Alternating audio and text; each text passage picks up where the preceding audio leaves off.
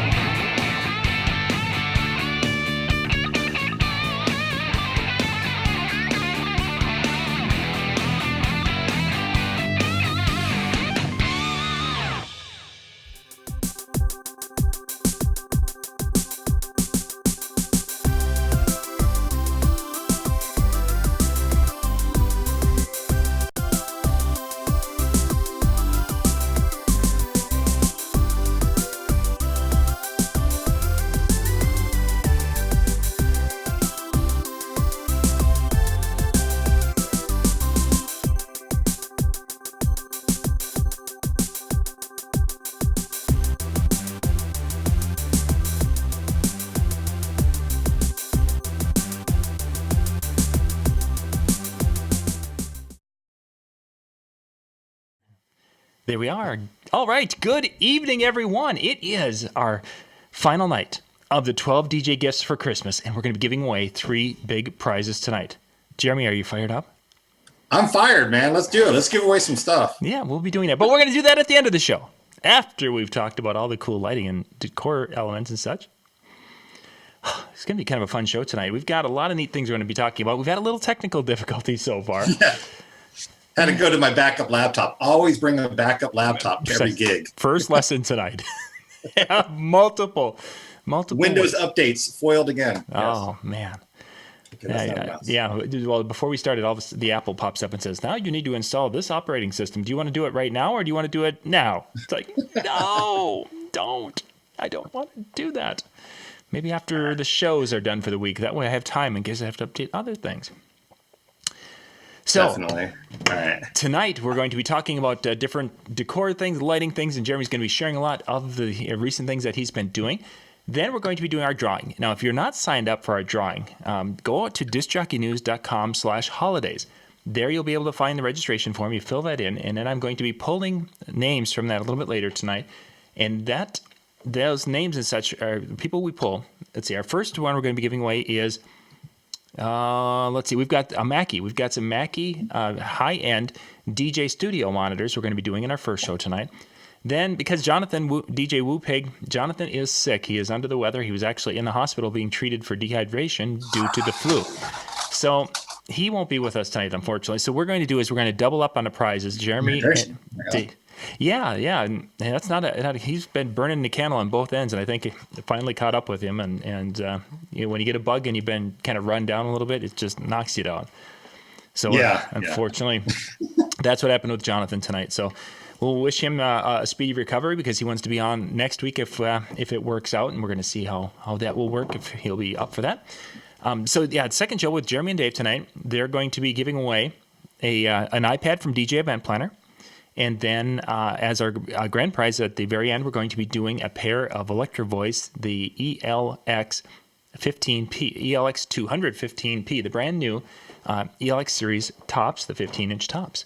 And those will be happening in our second show. So we'll be doing the Mackie speakers. And I can give you, for those who are wondering, where are they? I want to get the model numbers on those Mackies. Let's see. Those are some big ticket items. I got to say, that's awesome. Yeah, we had a couple of items last night. We're in the $300 and $400 range, or a little higher than that.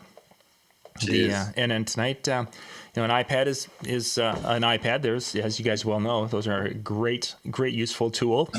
Of course, I don't have one by me. Ironically, I was using 3 different iPads today, but none of them are here. The Mackie we're going to be looking at is the CR5BT, which is their studio monitor. That, if you guys have had a chance to listen to any of the studio monitors in that series, I actually got to hear those at NAMM last year. Very nice sound for studio, which I've got back there. That's my little work area where I have studio monitors set up for when we're practicing and mixing and different things with that. So yeah, that'll be our prize for later tonight. So without any further ado, thank you guys for being with us tonight. We're on Facebook. We are on YouTube, talking, sharing. Yeah, it's going to be a great night. So Jeremy, what do you got for us this evening? All right, cool. Well, if I look over here, I'm looking at the chat. So I got the YouTube chat up here. So I'm on two different computers. So if I get a little mixed up, I'm just sorry about that. But no, so I actually, this past October, I spoke at Wedding MBA and about lighting and decor and everything. Mm-hmm. So I've got that presentation, a bit of that. So we're going to kind of go through some of the what I talked about there, and then just take any questions and see what you guys got. So I think this will be a lot of fun. Awesome. So we're going to try and do a screen share here. Yep. It's always the dreaded screen share. Let's see what happens if I go full screen here. I'm going to switch here because we may need to take our festive background. Where's my oh there, yeah. I got photos and videos if I can figure out how to get. So we're seeing the whole PowerPoint. I know. Document. Okay. My toolbar popped up and I can't get it away. There we go. We'll just. Hey, we got it. Okay. Let's see. I'm going to go to this one. So first off, I just wanted to talk about digital. So you see me too? No, I don't have that shot set up. Unfortunately, we're not in this one yet. But that's totally good with me. While you're talking, I'm going to get that set up. So keep going. You're totally cool, man. The more important stuff is what you see here. So I've talked a lot of times with you about digital projections, and I just wanted to I had some other cool videos I was going to show you. Again, this is going to be the biggest ROI piece of equipment that DJs and production, anybody really can buy. Because not only can you use it for montages and slideshows and just movie night at the house, but we do full wall animations, animated static monograms, logos, club visuals, projection mapping, cake mapping. So we're going to kind of go over some of those right now. Yeah. Just some more of the unique digital projections that we've done over the years is you see right here. Here's a few of my favorites. We've actually done, on the bottom left there, starting just a simple monogram on a building. That was really cool. And we've even done it on a mountain. And that was actually really neat in our out here in Phoenix, Arizona. Wow. Up in top left, we have, for a ceremony, we did the montage during the ceremony where it was just two projectors projecting as a backdrop during this, before and during the ceremony. It was really pretty. So kind of a unique way to get it out of the reception, Mm-hmm. In the middle was just a fun, it's a full color anime kind of 3D-ish monogram, which was really cool. And then the top right is more of just a floral backdrop. It was just for the cake, and it was just a decor element, just something really cool. It's a static image, just something very floral and pretty for the night. So that was kind of neat. And the bottom right one is one that we did where the bride actually sent that to us and said, hey, can you, she drew that by hand. And she said, hey, can you do this? Can you recreate something like this in Photoshop? And I was like, heck no, let's use what you did. And so we just scanned it in, cleaned it up, made it, kind of inverted it to make it white. And talk about such a cool personalized touch is that the bride drew her own monogram. And I just love that. That was really cool. That looks really nice. Yeah, it was fun.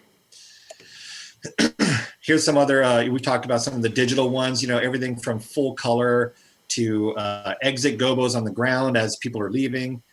Just some really neat things you can do with projectors. And once you get out of the wedding and social events, if you go into corporate events, you can get some really top dollar for these things. And, anywhere from $400 to $500 per projector just for a static gobo.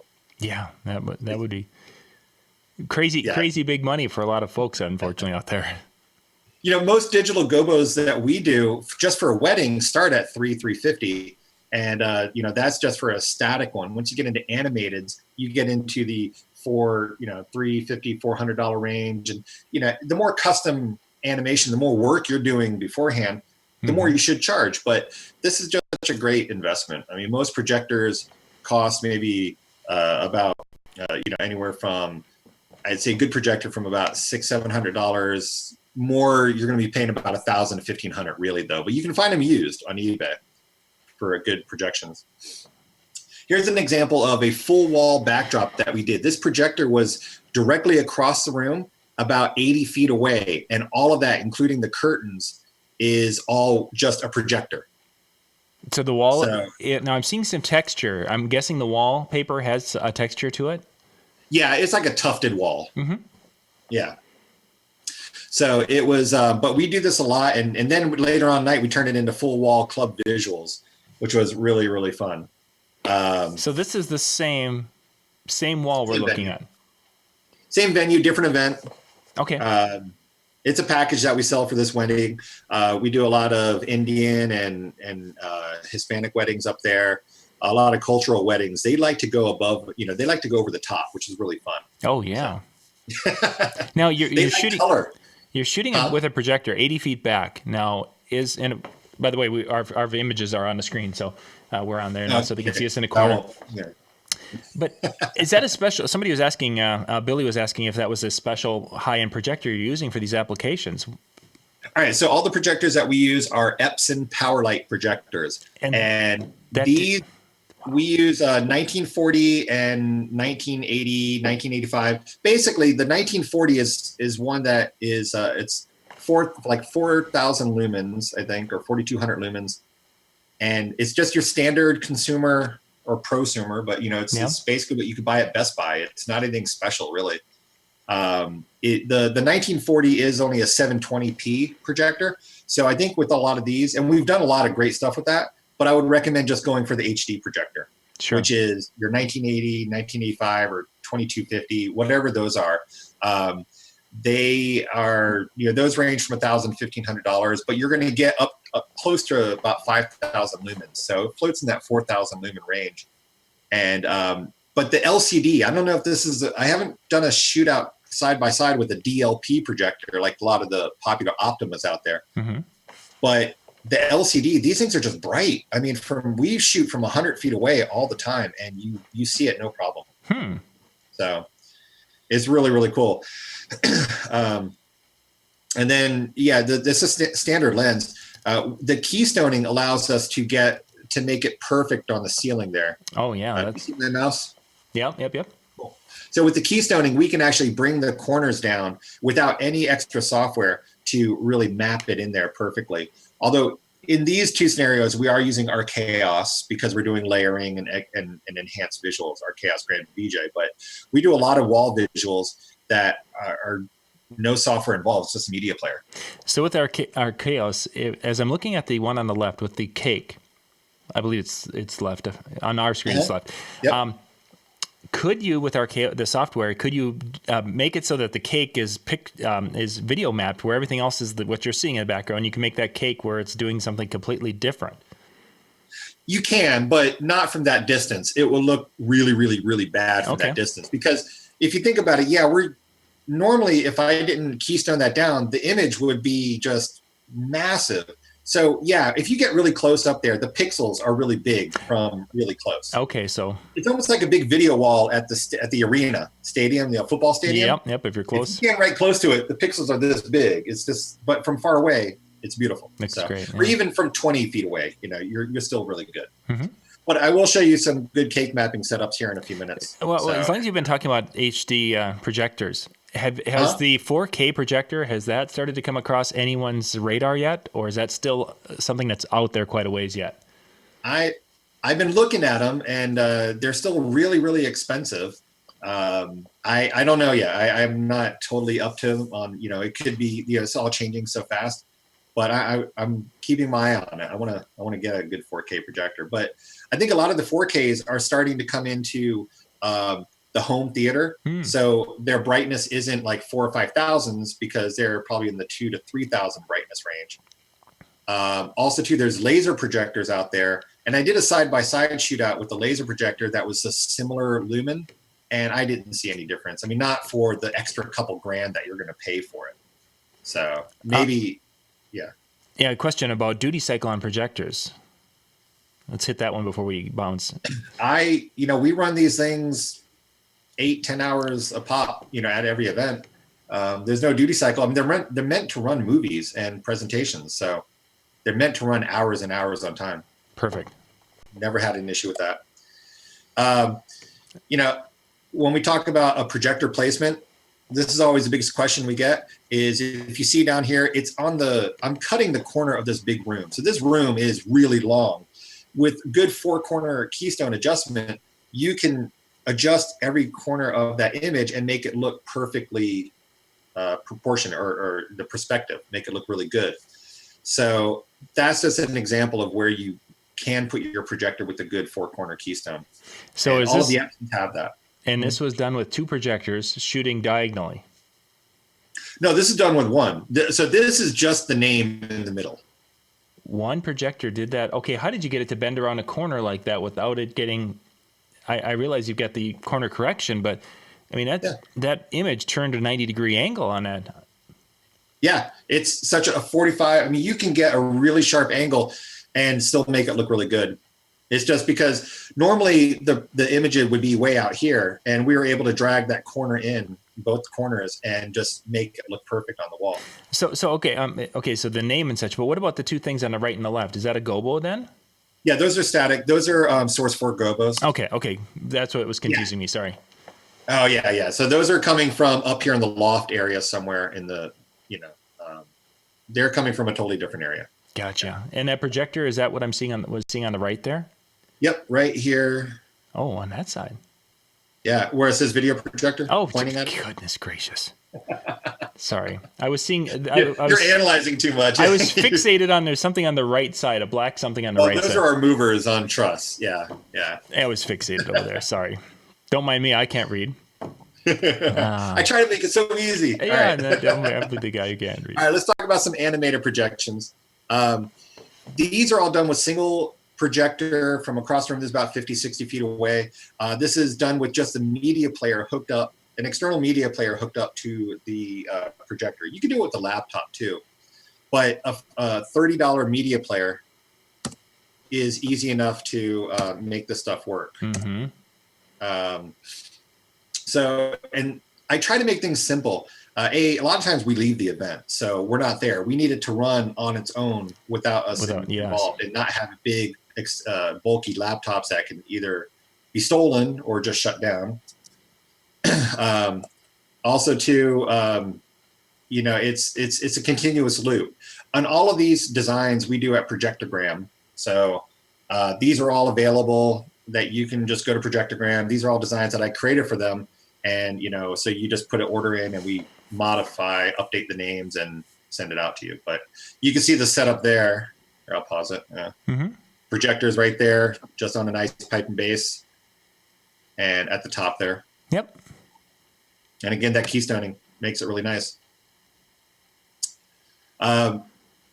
This is bringing it on the floor outside.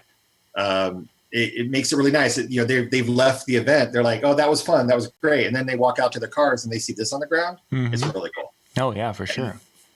And you can do this on the wall. You can do this anywhere really, but we do this with the fireworks is really fun. There you can see the projector again, just up there.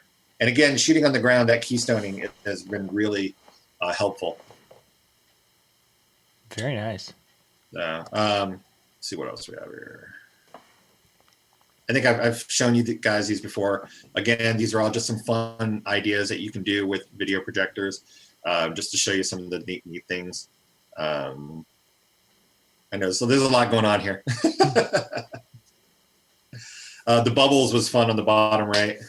I wish I had my other computer because I was going to show you a little bit more. We did snowfall in a room and we put 2 of them on a wall and it just covered, I think it was like 80 feet of wall from 2 corners of the room, and it just looked fantastic. This is really cool. You can't do this with normal lighting, and this was projection map with our chaos because we wanted to really kind of trace this whole wall here. But this was the backdrop for this couple's wedding, and it was just a beautiful sparkle. And then later on in the night, it turned to this kind of flowing silk visual. So what was it? A rock background? Is that a stone facade? Yeah. Yeah. Just, it's like the stone. Okay. Now is it, the lighter colors come across, it's easier to see. Yeah. Yeah. Just a really beautiful venue. Of course, when you have these really awesome venues, it makes our job a lot easier. It helps. Yeah. It really can stand out. Although this on an air wall would still look really cool, though. I mean, you got to dress up those air walls. Jeremy, let's I don't know if this is a good one to explaining keystoning a little bit. Some people, we had a question on that. So keystoning is the distortion you get when you shoot from, when you're not shooting head onto a projector or onto a screen or a wall. When you shoot at an angle, the image starts to distort in perspective, with a perspective. So the side of it will get really bigger than the other side. So keystoning allows you to, traditional projectors allow you to just do vertical and horizontal, so you only have very limited control, but it helps. With four corner, I can grab every corner of the projector and drag it all the way in to really do some wild distortion, to really, if you're looking at it head on, it would look really weird, but when it's coming from that angle, it looks a lot better. Looks identical. And by by grabbing those corners in essence and moving them to where you need them, that would be a much quicker setup than trying to yeah. Yeah, you could do it through our chaos and all that, but if I can just do it on the projector, it saves me a lot of time. Precisely. Yeah. And this is the backdrop. This is that photo from that event. And what I always like to say, this is what it's all about, really. All of our lighting is there to enhance the moment, not distract. And you're going for these types of photos. I mean, it was just a beautiful night. So yeah, that does look beautiful. Good stuff. So I have this. Sorry, it's part of my presentation. Yep. There you go. So there's the information of the stuff that we use, and that's about what we're charging on these. Every market's different, but this is a good average from what I've kind of polled different productions and DJs around the country. So, all right. Oh, so just to give you some of these guys here, I have some more I was going to show you, but these guys are really great. Projectogram. We do everything for you. So if you don't know Photoshop and Premiere, then we'll do all the work for you. But Illuminate Monograms and Michael over at Living Motion Monograms, they will sell you all the stuff. So if you're so inclined to do a lot of this, then those are great resources for you. And Michael is with us tonight, so we'll give a shout out for Mr. Anderson. Always, he's fantastic. And he's got some really cool products out there also for. Oh, look at that! All right, so grand entrances and reveals. We're going to show you some creative ways to use the projector and kind of create a cool grand entrance. Is that too loud? No, it's fine.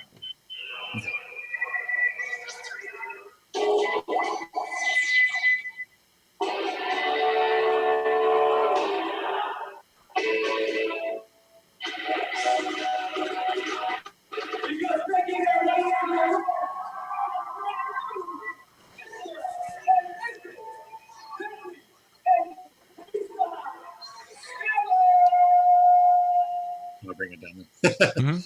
So what we did there was, just using the projector. Oh, why didn't it pause? Go back.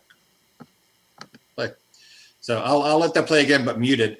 So we actually just blacked out the projector with our remote. There's an AV mute or blackout on the remote. So we just held that there, and when they called it, we just unmuted it, and that's where it pops up. All the other projector, the Gobos there, the Source 4s were on dimmers, and we just ran those up manually. And then all the lights were on DMX, and they just all came on at the same time. Sure.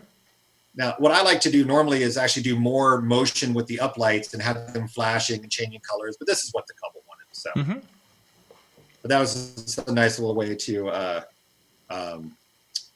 add something different. So I like when all the guests walked into the room, it was a very plain, ugly ballroom. Your standard air wall ballroom. So I sold it. This is what I used to the client. I said, we're going to make the room come alive when you enter the room. Sure. So this is all about you. And they really love that. So that's kind of one of those little sales tips that we like to do.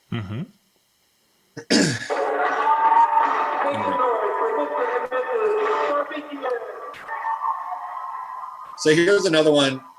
Again, just using the mute and the blackout on the remote. When they walked in, they helped us cue it. So.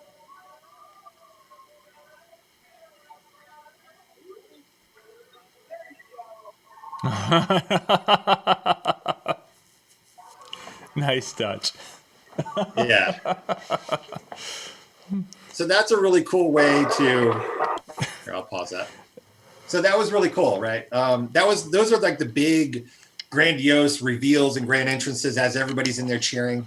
This one we did was really cool. This one we actually did where the couple came in during the cocktail to do preset and kind of like a first look. And so they were taking photos. So the groom surprised the bride with the monogram. And while they were taking photos, this is when we popped it up on her, and she didn't know it was there.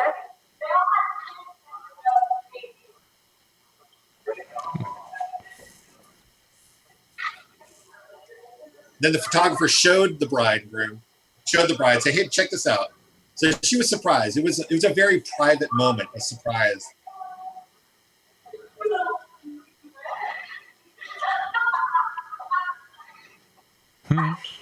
So she called him a stinky butt. It was really fun. Like, you stinky butt. Oh. But to me, that was like one of the best ones. I always get teary-eyed watching that because it was a private moment. And then it was up all night. So the guests were none the wiser. This was a very private moment that we were able to create for this bride and groom and Michelle and Shane. Yeah, and that was just really, really fun. I just love that. You know,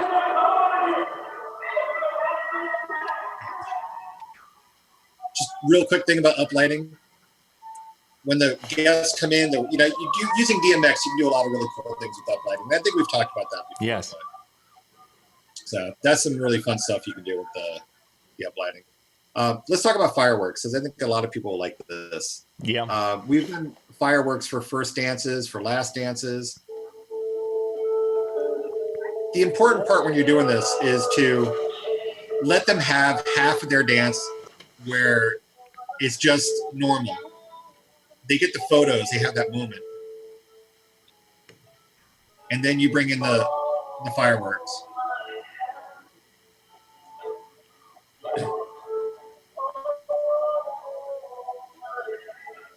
One projector? Yep, one projector. And this was actually done.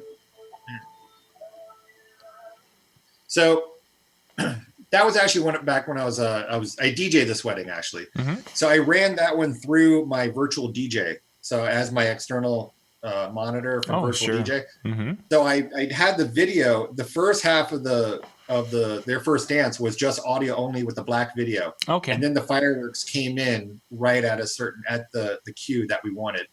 But also, if you notice, they have a light on them because we turned off all the room lights in that whole, in the room there. Sure. So I didn't want them to disappear. So it was very important to have a spotlight on them. And those were just a couple of uplights on the ground shooting at them.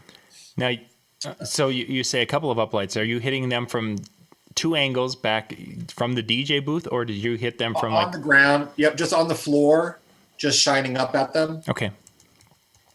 But then this other one here, this is the last dance. Well, we did this. I'll show you another one where we have, a spotlight up by the projector as well. This is the last dance that we did. Again, it's all the same concept, really. But people go crazy on this, and fireworks are just awesome. Mm-hmm. You can use them for anything, really. Oh, yeah. So now this one was about 70, 80 feet away, one projector again. Now, is there a certain spot where you get like a fireworks? Actually, this one we do sell on Projectogram. It's under the atmospherics or atmospheres. So this one I actually developed specifically for Projectogram. I re-edited it, put in sound effects, just kind of made it condensed so it was a really good light show for you. So sure. We are selling this one on Projectogram. Yeah. So, and then I think, so here's an example of when you're doing a full wall projection like fireworks, snowfall, or even just club visuals, you want to get your projector as high as possible. And this is an example. I don't have video from this one, but this was, you can see the light underneath it for the first dance. We actually put the spotlight underneath it. And this one is a better light to use because it's a warm white. We can dim it. And the photographer, videographers really like it a lot more. Sure. I'll be honest, that first one that I showed you, the lights were really white and very hot on them, and the photographer didn't like it as much. So, I learned from my mistakes too. We're all not perfect. But, you want to get it as high as possible so you can shoot down over people's heads. In an ideal world, a projector would be mounted on the ceiling, right? Yes. That's how typically it should be. So we have to basically mimic that as much as we can.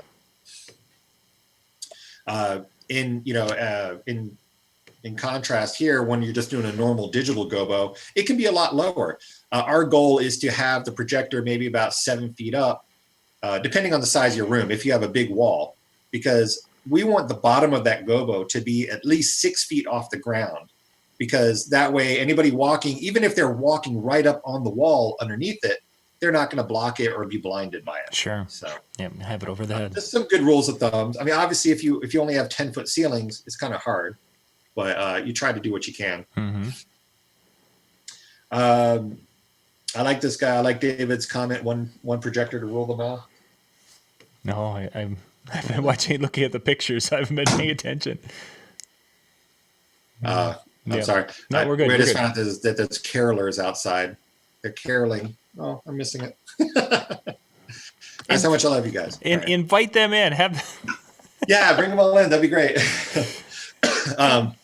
So we could talk about cake mapping here. Yeah. So what do you need for cake mapping? Just a real quick overview. Obviously, you need a projector. You do need projection mapping software for this.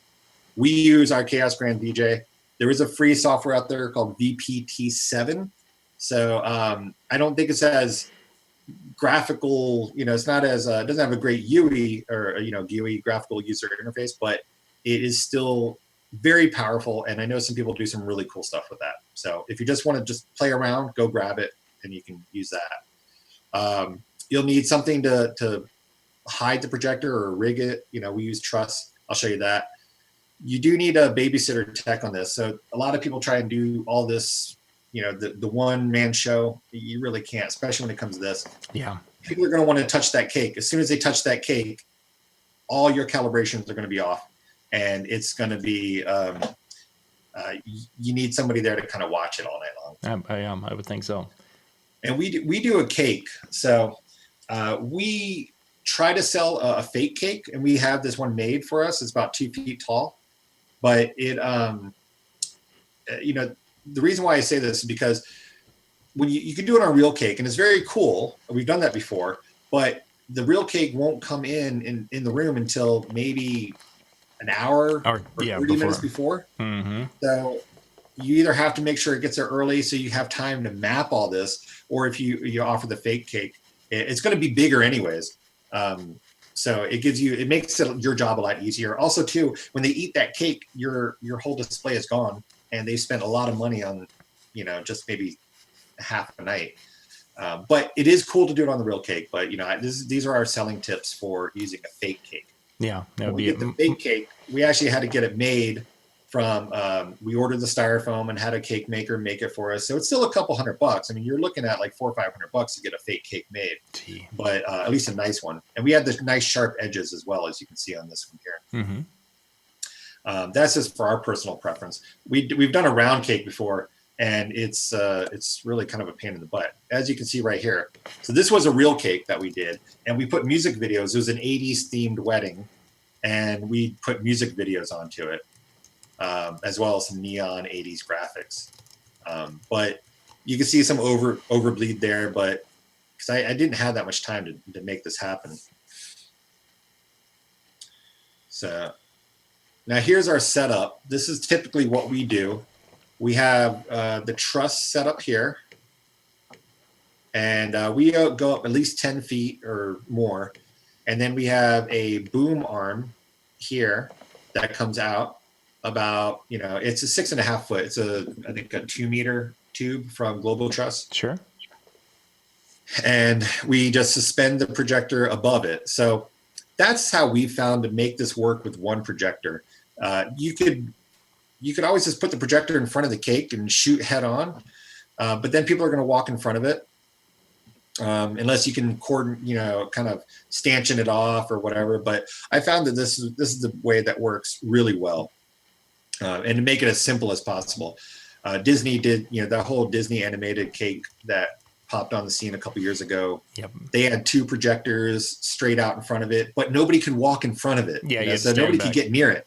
So of course, if you can control the environment, go for it. But they charged about $3,000 to $5,000 for that cake mapping. Wow. We started about $1,000 for ours. So, but this is the whole setup here. We've done it on a table here, but we even had a special stand for it made so that it looks like it's floating out from the truss.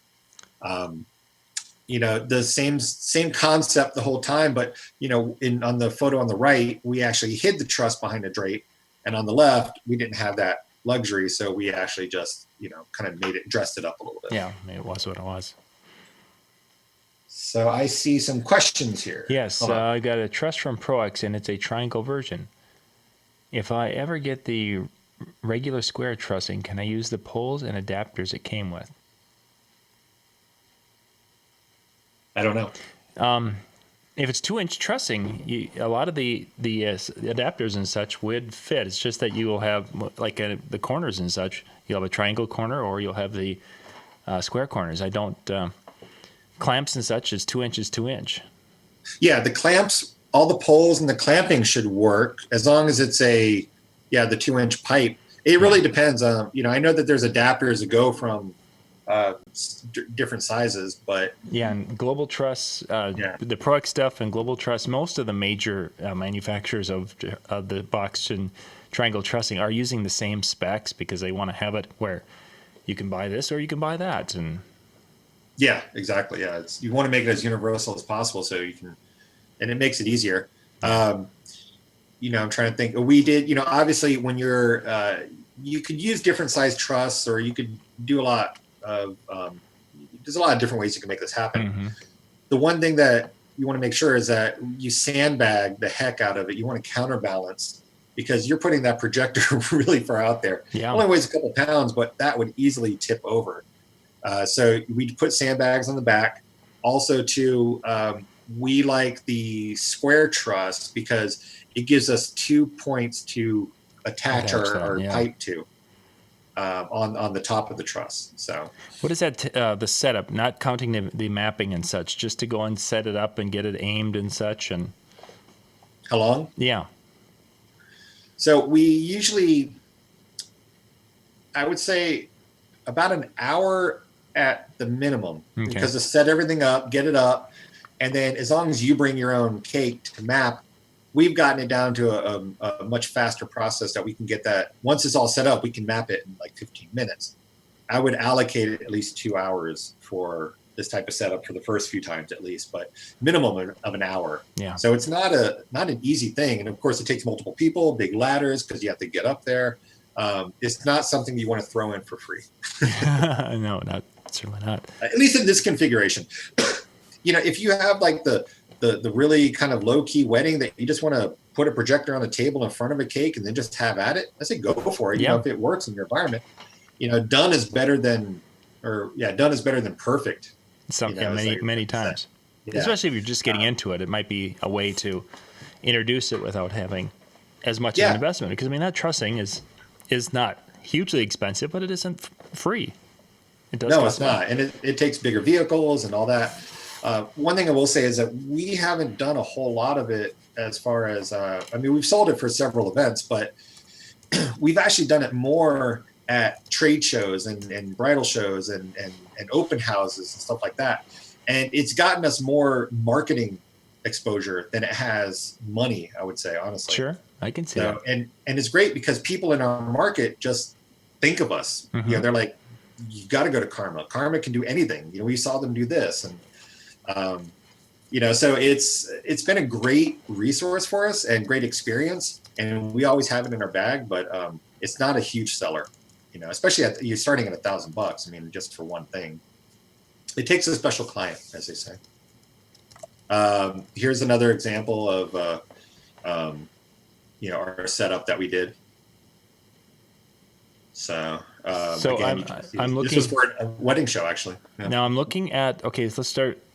Are those big flowers on the floor? Is that part of the carpeting, or is that? That's the carpet, yeah. Okay, so that's the carpet. So then we've got the projector that's doing the cake, and then you've got the moving heads that are basically just giving you the some movement and excitement. Yes, yeah. So mainly we had to have the truss there to hold the TVs. This is for an Indian wedding expo that we did, and or just for any bridal show, this will work, or wedding show. To hold the TVs. So of course you just put the movers up there to move around. We have more over here to the right that are kind of going off screen that were behind the DJ that we were partnering up at the time. Because we don't DJ anymore, so we're all just full production. I've kind of transitioned out of DJing myself, so we partner up with a lot of DJ companies. Do you have any problem? I noticed the angle in which you have that projector hung. Do you have any problem with those because of them not being in the traditional situation that they overheat? No. I mean, they're actually meant to. Well, I think you can ceiling mount a projector. Mm-hmm. Yeah, but that would be upside down. And what do you mean at that angle? Yeah, that's a pretty extreme angle. That's nose down, and usually you envision them typically flat, whether it's upside down or right side up. That's true. I never thought about that. Now you make me worry about things. Oh, well, I'm glad I could help. No, it's never been an issue. The fans work great on these things, but no, I've never had any troubles.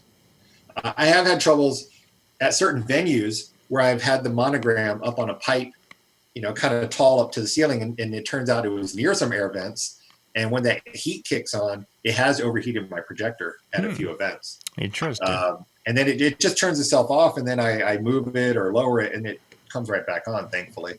But you got to be careful about some of those things, but not in the orientation. I haven't seen that happen. Yeah, a DJ Brandon made comment that it's so expensive to be doing some of this. Some of it is, but I mean, in a big picture, it's an investment. Yes, it does pay back pretty well, but it really seems to be kind of more of a a lot of time involved with some of these aspects. Yeah, are you talking about so expensive for the client or for us? I think he's probably for us. Yeah, for us. Well, see, here's the beauty of this. We try to multi-use all of our equipment, so if there's, aside from the cake and that shelf that we built there, everything else can be used for another service. So like I said, we don't do cake mapping a whole lot throughout, maybe a couple times a year, but that video projector is being used every weekend for a monogram. Sure. So, and the truss is being used every weekend for DJ lighting or whatever, so really the only investment that is really dedicated for this service is the cake and that shelf, if you really wanted to make it, but at least just the cake. So if you're smart in your purchases, you can find multiple uses for your equipment and not just a one-trick pony, as they say, I guess. Yeah, and that's just a wise business across the board is to have something that's diversified. And it is so expensive for the client because it's a very specialized thing, and you're not, this is not for every client. So just like there's a lot of services out there that aren't for everybody. So, that's just one of those things you just got to realize. And that's why we don't do it a whole lot, but it does, like I said, the marketing exposure that we've gotten from cake mapping has been more valuable than the money we've made on selling it. So, and the experience too, just getting there, doing it. And we've projection mapped many other things, larger things, and it's the same concept. So once you get better at it, just by doing anything, it really helps. Got a couple of questions that are kind of related around the money aspect of it and Sure. making a return on your investment. What do you have? Jeremy Breck talks about this when he's talking about buying gear, is he likes to have kind of a period of time in which he can recoup his cost on that. Have you put numbers into that when you're doing this to figure out that I can get this paid for in X number of events or something to that effect? I think I don't have that hardcore formula that a lot of guys have, but I do. We obviously think about that. Sure. We were looking recently at buying a big LED video dance floor, which was like $40,000, and we're doing the math. We're like, okay, we can sell it for this, but it didn't make sense to us, so we're not going to do it. So you do have to think about that. You have to think about, is the market ready for it? Also, to where you're going to store everything. Just the training, and then the marketing exposure, especially if you're bringing something new to your market. You've got to show this off many times. Yes. And like cake mapping, you've got to show them that you can do it before you can sell it. Nobody's going to buy it unless you show them that you can actually do it. So you've got to factor all that in. But we look at it as a holistic approach. Like I said, every piece of that equipment, aside from the cake, is being used for other services. And then also too, the experience and the training. That's where we justify a lot of it. Mm-hmm. But the video projector itself is probably the biggest ticket item on there. And even at $1,000, $1,500, if you look at it, even on the low end, I would say for a monogram, a static monogram on the wall, you're looking at $200, $250. I urge people not to go below that unless you really have to. Or if you're a $4,000 to $5,000 or $3,000 to $5,000 DJ that you have these big packages in, then it makes sense to throw it into your package, right? But if you're looking at anywhere from $500 to $1,000 DJ, you really need to have the stuff a la carte. I wouldn't throw it in. But that being said, if you got to do what you got to do sometimes. Yeah, for sure. Jeremy, our time's starting right out. I want to take a little break here. We're going to run our sponsors and such, and then we're going to come back and do our drawing, and then we're going to have to wrap up because our time is just going quickly. Sounds good. So these are the sponsors for the 12 DJ Gifts of Christmas. If you happen to know of anyone who works at these companies or you do business with them, please thank them for being part of our 12 days, because without their support, we wouldn't be doing the things we do here at DJNTV.